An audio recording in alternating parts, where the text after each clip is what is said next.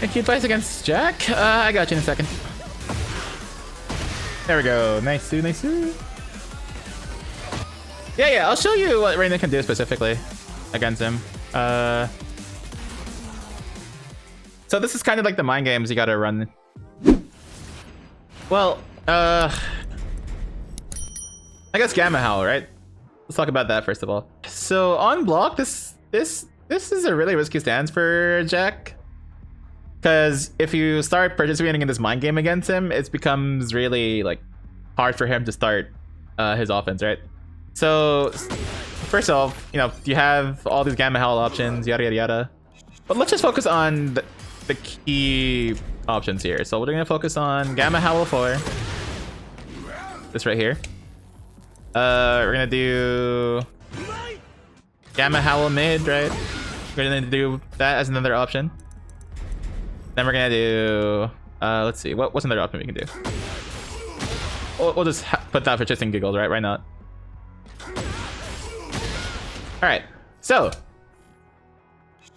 whenever we're encountering Jack in a situation where he's entering Gamma Howl, that's his fastest option out of it, right? Well, let me turn off matchmaking real quick.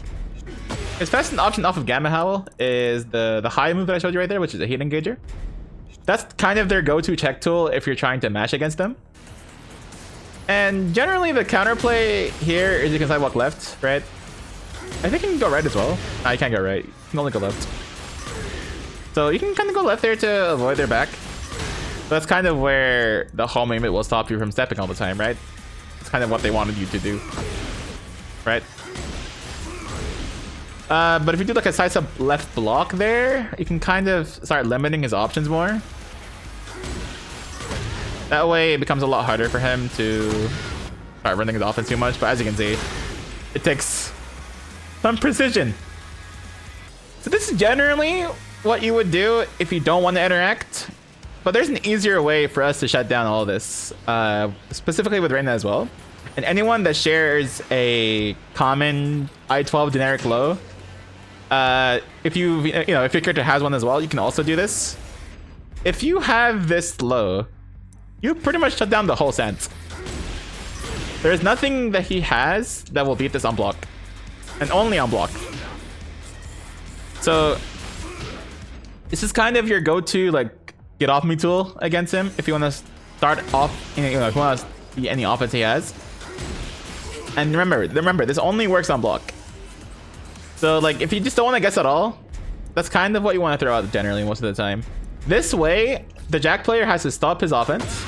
Oh yeah, I forgot to mention that as well. That's also a common option we see, right? It'll also track side step left. That's why you gotta block. But generally, like, the safest thing you could do is just side step left block. That is the safest thing you could do. But if you're feeling like you want to get some damage in and stop him, make it harder in his life, down for it. This is kind of like your go-to thing against all of his Gamma Howl options. And now you're playing the mind game where you're forcing the Jack player to do nothing into low parry. So that's kind of what you gotta end up doing at that point. Like, you can get low parried here. I didn't buffer correctly there, but you can get low parried there. So you gotta, do it with risk, right? So keep that in mind whenever you're participating in the mind games of Gamma Howl. They can also do some cool shit like this into jump back into some cool stuff. Like, some of them will start doing that. And that will avoid the low, right? But as you can see, like, you're still in a better position than you would have been had you just been guessing normally, right? That's generally how you kind of want to play the mind game. But here's where it gets mostly toxic. It's mostly toxic against Jack when he starts representing this move specifically. So let me show you the best way for Jack to start running this mind game. It's this 4-3 string right here. This string is so toxic because he has a mid follow-up off of it that knocks down and is on block. It actually is minus 11 only. See that right there? Minus 11 force crouch. What makes it so toxic is the fact that he can get a counter hit launcher. So if you end up like not reacting to him going to Gamma Howl and he like delays this, it's a full counter hit launcher. What's up, Yoshi? Yeah, bossing 141+2. Bro, you and your I-11 heat engager, bro, it's crazy. Leo must have it good, huh? But yeah, this is where it becomes mostly like... This is where it becomes mostly toxic. Because they can do this into stance and it's really quick, right? They gotta react really fast. But yeah. On hit, though, it's a different story because, you know, now he has plus frames and now you gotta guess. Is toxic? Yeah, it is toxic. It makes it pretty strong on the Jack player side. But that's just the nature of the game, right? But yeah, that's kind of how you deal with Gamma Howl in general. Because I can play the mind game better, not just block all day. Right. Yeah, you need to like understand what options you're trying to defend against and how to retaliate against it. And so where does Reina come into play for being counter to him? Oh, well, not essentially a counter. I think Reina just does really well in shutting him down because Reina plays small Tekken very, very well, right? We all know this. Like, her small Tekken is amazing. And she can kind of shut down Jack from being the bully so that she can become the bully herself. So Jack is, you know, at this point, it's up to him to become the defender, right? But what makes it really good as well is Reina has a lot of, like, strong, like, reward off of it. So, for example, like, send 1+2, she can get a full pickup. This only works on Jack, by the way. That's a full launcher without heat. So if you're running this, the 442 Sentai mix into that, you can get a full pickup on Jack. And this is only because Jack has a very stubby leg, right? So you have that. Then you have, at the wall, you have this being a real combo, no matter what. So you can get a free combo off of a 3+4 on Jack at the wall if you manage to land him here and actually, you know, catch him. We can get that against him. It also works from similar knockdowns. So from down 4 3+4 also works. 3+4 also works.